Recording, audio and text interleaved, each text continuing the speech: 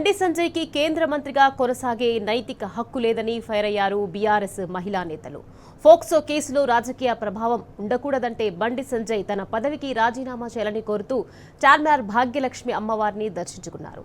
Minor బాలిక కుటుంబాన్ని బెదిరించాలన్న ఆరోపణలపై బండి సంజయ్ భగీరథ్కు సద్బుద్ధిని ప్రసాదించాలని అమ్మవారికి మొక్కారు. ఒకటే కోరినాం, మీరు కేంద్ర సహాయ మంత్రిగా ఉండడం వల్లే పోలీసు వాళ్ళు బండి సాయి భగీరథను అరెస్ట్ చేయకుండా వారం రోజుల పాటు తత్సారం చేసినారు.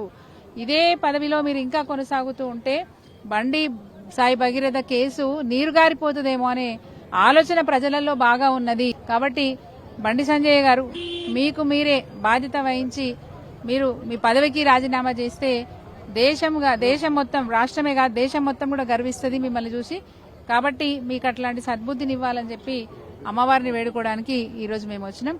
తప్పకుండా అన్యాయం జరిగిన ప్రతి ఒక్కరికి న్యాయం జరిగే విధంగా అమ్మవారు ఆశీర్వదించాలని, మరి అమ్మవారిని నమ్ముకొని తప్పులు చేసే వాళ్ళను అమ్మవారు శిక్షించాలని కోరుతూ వచ్చినాం. మేము 9 రోజుల తర్వాత కస్టడీలోకి తీసుకున్న బండి భగీరథను అరెస్టు చేసినా మళ్లీ ఆయనను తప్పించడం కోసం దాని నుంచి పూర్తి స్థాయిలో శిక్ష పడకుండా ఏదైనా ప్రయత్నం చేస్తాడు బండి సంజయ్. కాబట్టి అమ్మవారిని మేము ఒకటే కోరుకుంటున్నాం, అమ్మ మీ భక్తుడు మరి ఇట్లాంటి నేరాలకు ఒడిగడుతున్నాడు, ఆ నేరస్తుని తనంతట తానే ఆ పదవి నుంచి తప్పించుకునే విధంగా మీరు ఆశీర్వదించాలి, ఆయన తప్పుకునే విధంగా ఉండాలి అని చెప్పేసి మేము కోరుతున్నాం.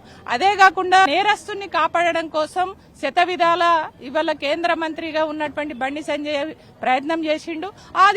అది దానికి కూడా అది నేరానికి పాల్పడ్డట్టే బండి సంజయ్. కాబట్టి ఆయన కూడా ఒక దోషి అవుతాడు.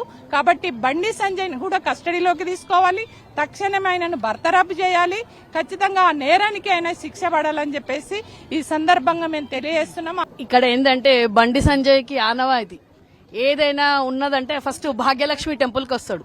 ఇక్కడ ప్రజలను కాపాడడానికి, ప్రజలు బాధలలో ఉన్నప్పుడు రాలేదైనా, ఏదున్నా కానీ ఛాలెంజ్ చేసి నేను ఇది చేస్తా, నేను అది చేస్తా అని చెప్పేసి మా భాగ్యలక్ష్మి టెంపుల్కి వచ్చి చేస్తాడు. కాబట్టి నేను బండి సంజయ్కి సవాలు వదిలిపెట్టినట్టుని వాళ్ళ బాబుని తీసుకొచ్చి ఇక్కడ ఏం తప్పు చేయకుంటే ఇక్కడ నువ్వు ఇదే పచ్చి బట్టల మీద భాగ్యలక్ష్మి టెంపుల్కి రా అని చెప్పేసి నేను సవాల్ చేసిన. సత్యం ఉంటది కాబట్టి అమ్మ ప్రతి ఒక్కరికి శిక్ష వేస్తుంది.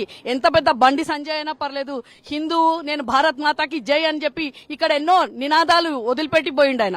కాబట్టి అమ్మ మాకు ధర్మాన్ని కాపాడి ఒక మహిళకు, ఒక ఆడబిడ్డకు మేము బీఆర్ఎస్ తరఫు నుంచి న్యాయం కోరినాము, అది అయ్యింది. మేము ఇక్కడ అమ్మవారికి ధన్యవాదాలు చెప్పినాము. ఖచ్చితంగా శిక్ష పడాలి, బండి సంజయ్ ఫస్ట్ సస్పెండ్ చేయాలి. మైనర్ బాలిక ఉన్నారు, వాళ్ళ పేరెంట్స్ ని బండి సంజయ్ గారు బెదిరించడం వల్ల ఆయన కూడా అందులో ఆ సెక్షన్ 21 కి ఆయన అక్యూజ్డ్ అవుతారు. కాబట్టి ఆయనని కూడా ఈ కేసులో అక్యూజ్డ్ గా చేర్చి అదే విధంగా ట్రాన్స్పరెంట్ గా విచారణ జరగాలి అంటే ఆయన మంత్రివర్గం నుంచి ఖచ్చితంగా ఆయన బర్తరఫ్ చేయాలి.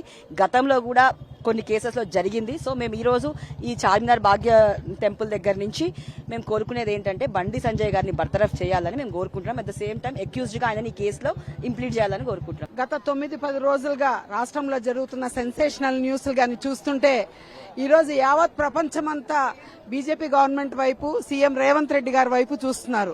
ఎందుకంటే వాళ్ల పరిపాలనలో బీజేపీలో సహాయక మంత్రి ఉన్న బండి సంజయ్ గారు, ఈ రోజు ముఖ్యమంత్రిగా బాధ్యత వస్తున్న రేవంత్ రెడ్డి గారు, వాళ్ళిద్దరు వాళ్ల కూటమిలో ఉండ అలైబలై చేసుకున్న వాళ్ళకి మధ్యలో వచ్చి బండి భగీరథ్ వచ్చి ఒక మైనర్ బాలికని రేప్ చేసినా కూడా నిమ్మకు నీరెత్తినట్టు, ఏం పట్టనట్టు జులాయిగా తిరుగుతుంటే ఈరోజు సీఎం రేవంత్ రెడ్డి గారు ఏం పట్టించుకోవడం చాలా బాధాకరం. బీజేపీ గవర్నమెంట్ వాళ్ళు బేటీ బచావ్ బేటీ పడావ్ అంటున్నారు. ఇది ఎంతవరకు న్యాయం? అంటే మీ ఇళ్లలో బేటీలు ఉంటే ఒక న్యాయమా, ఊరోళ్ళ బేటీలకు ఉంటే ఒక న్యాయమా? ఇది మాత్రం బీజేపీ వాళ్ళందరూ సిగ్గుపడాలి. ఎవరు ముందుకు రానని మాట్లాడినందుకు ఈ రోజు బండి సంజయ్ని బర్తరఫ్ చేయడానికి అమ్మవారి దగ్గరకు వచ్చాము.